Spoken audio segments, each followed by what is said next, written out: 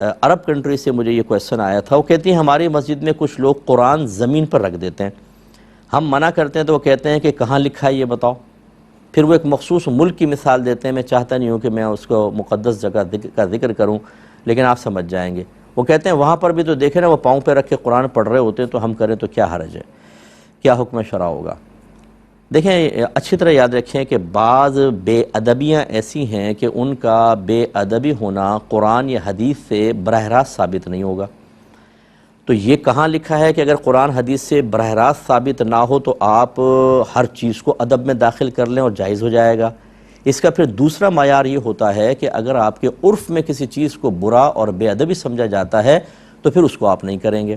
میں ایک مثال دیتا ہوں. نبی کریم صلی اللہ علیہ وسلم نے نالین پاک میں نماز پڑھی، صحابہ نے پڑھی ہے. بلکہ ایک روایت میں ہے کہ سرکار نے کسی وجہ سے حالت رکوع میں نالین اتار دی، صحابہ نے حالت نماز میں اتار دی. لیکن کیا آج آپ نالین پہن کر مسجد میں آ سکتے ہیں؟ اگر ہمارے یہ بھائی میرا یہ بات سن رہے ہیں تو جو یہ منع کر رہے ہیں کہاں لکھا ہے، انہیں کہیں چلو میں تو لکھا ہوا دکھا دیتا ہوں، تم اس کے خلاف کر کے بتاؤ.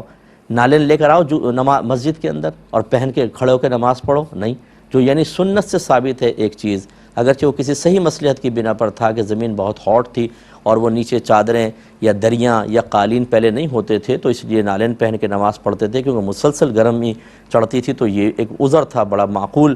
لیکن بہرحال ثابت تو ہے نبی کریم، کیوں نہیں کرتے پھر آپ؟ تو اب یہ کہنا کہاں لکھا ہے، چلو لکھا ہے تو وہ کر کے بتاؤ.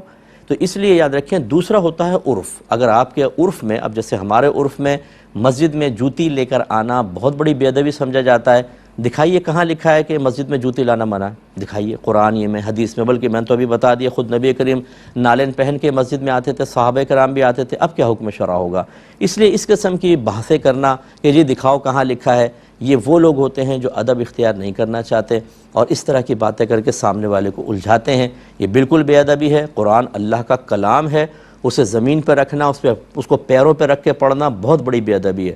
بلکہ ہمارے علماء یہ فرماتے ہیں، اس پہ بھی کوئی ناراض نہ ہو قاری صاحب، کہ اگر قاری صاحب اونچی جگہ بیٹھیں اور بچے نیچے بیٹھ کے قرآن پڑھ رہے ہوں تو یہ بھی بہت بڑی بے ادبی ہے. ان قاری صاحب کو زمین پر بیٹھنا ہوگا. اگر بچے نیچے بیٹھے ہوئے تو زمین پہ بیٹھنا ہوگا، اوپر بیٹھ کے پڑھیں گے تو قرآن نیچے آپ اوپر، یہ بہت بڑی بے ادبی. ہم اہل سنت کا مذہب جو ہے وہ بہت ہی پیارا اور باادب مذہب ہے. ہم اللہ کی بھی تعظیم کرتے ہیں، رسول کی، صحابہ کرام کی، اہل بیت اطہار کی، قرآن پاک کی، مساجد کی، ماں باپ کی تعظیم کرتے ہیں. تو اس لیے اب ماں باپ کو زمین پہ لٹا کر آپ سامنے کھڑے ہو جائیں، اپنے پیر ان کے منہ کے پاس کر لیں، یہ صحیح ہوگا بتائیے؟ آپ کہیں گے نہیں ہوگا. اور کوئی کہے کہ اچھا کہاں لکھا ہے بتاؤ، میں تو اپنے ماں باپ کو زمین پہ لٹا کے ان کے منہ کے پاس اپنے پاؤں رکھوں گا. دکھائیے قرآن و حدیث میں کہاں ہے. تو یہ اس طرح کی بیکار بحثیں، ان سے بالکل بحث نہ کریں. آپ بالکل ادب و احترام کریں، یہ بے ادبی ہے. ہمارے عرف کے اندر قرآن پاک کا ادب اور احترام یہی ہے کہ اس کو تعظیم کے ساتھ استعمال کیا جائے.